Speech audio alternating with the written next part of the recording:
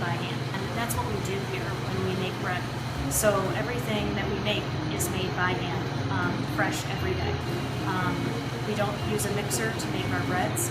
We hand turn the dough over several hours during the day, and then it sits in our walk-in and is baked the next day. I first met Ellen through our kids going to school together. I had learned that she was baking bread out of her house and that she made great bread. So we both love the community. Evanston's a really great place to live, to work, to go to school.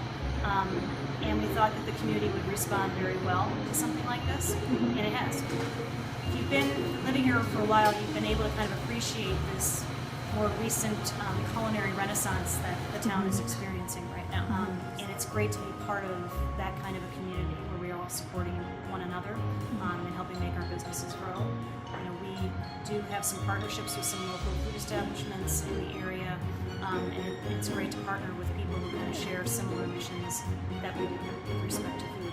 Bread making process here is a 2-day process, so they spend the morning putting the dough together, mixing it, shaping it, etc., and then it goes and rests in our walk-in overnight, and then Justin, our head baker, will come in very early in the morning and he'll start firing up the oven and baking it. Okay. So it is it truly is labor of love because it's all done by hand. We use all organic flour from a company called Central Milling.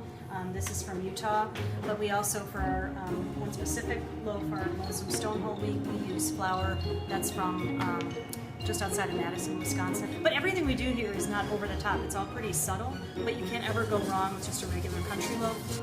Anything that's left over, we donate to a couple of different soup kitchens or organizations that can use them. When you know that you've done something well enough that people want to keep coming back, that's a wonderful feeling to know that people like what you're making enough to keep coming back and eating. Yeah. So that's a great feeling of satisfaction.